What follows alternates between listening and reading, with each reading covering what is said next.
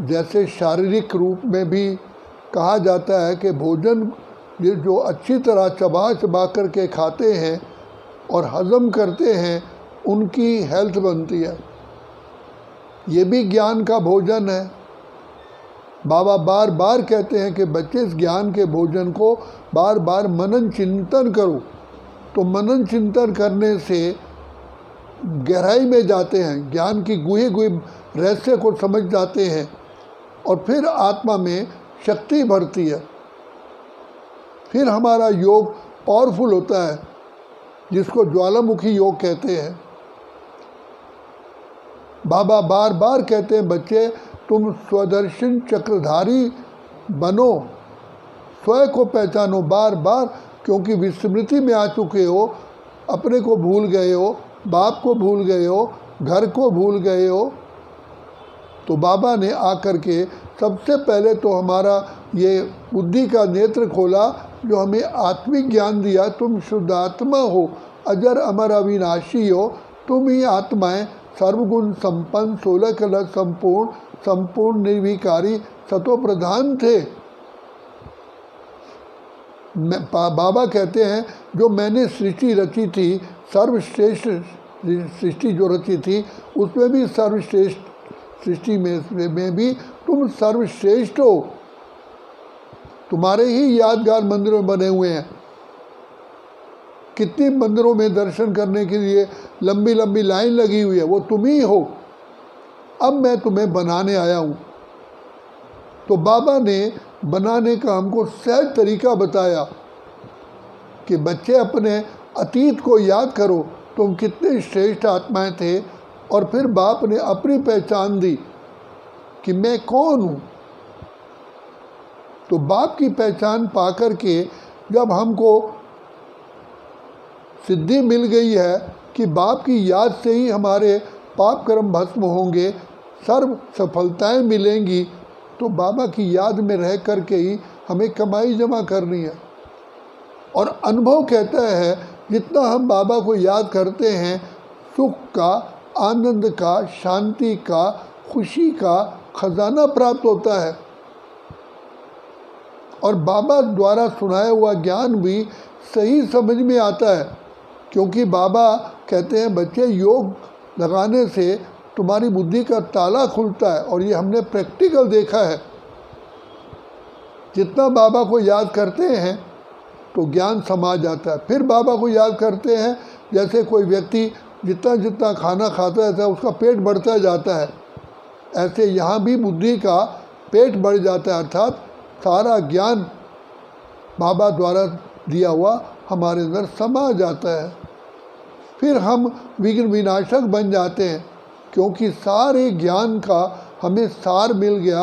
और उस द्वारा ज्ञान ही शक्ति है, ज्ञान ही गदा है, ज्ञान ही तलवार है। तो इस ज्ञान से हम भिन्न भिन्न प्रकार से आए हुए विघ्नों को सहजरीति पार कर लेते हैं, कभी उत्साहहीन नहीं होते हैं।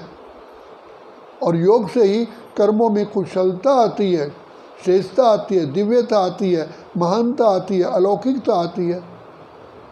तो बाबा कहते हैं बच्चे योग के लिए भी ज्ञान पहले आवश्यक है। जैसे बीज बोते हैं, किसान पहले धरती को में हल चलाता है, उसको तैयार करता है, तब बीज डालता है।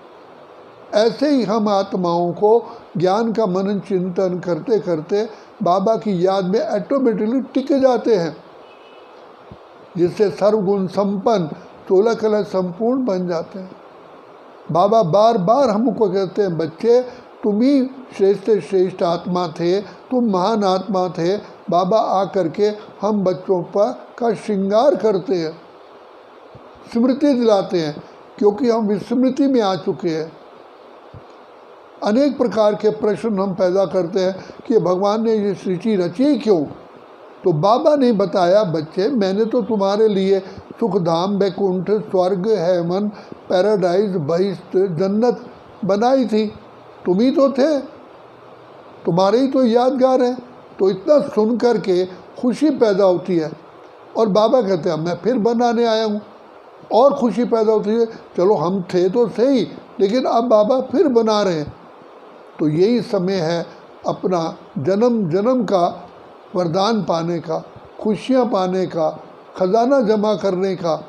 तो बाबा कहते हैं सारे कल्प के लिए, सृष्टि चक्र के लिए तुमको अपना भाग्य बनाना है। तो भाग्य विधाता स्वयं भगवान हमारा भाग्य बनाने के लिए बंधे हुए हैं। बाबा कहते हैं मुझे चिंता हो जाती है कि मैं बच्चों को फिर से आकर के माला माल बनाऊं। तो बाबा तो अपना फ़र्ज़ अदा कर रहे हैं, अब हमारा काम है उस ज्ञान और योग की शिक्षा से अपने आप को श्रेष्ठ और महान बनाना।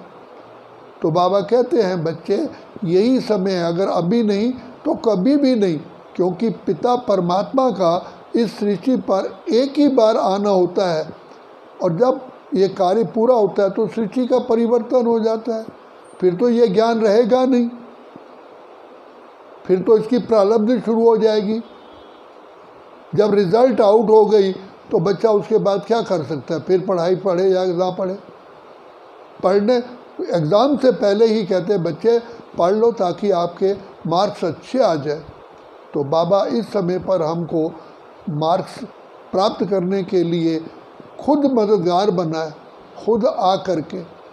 तो हम कितने पद्मा पदम सौभाग्यशाली हैं कि बाबा खुद हमें मार्ग दिखा रहे हैं और हिम्मत भी दे रहे हैं और हमें अपनी गोद में ले करके ये रास्ता कांटों के जंगल का पार करा रहे हैं।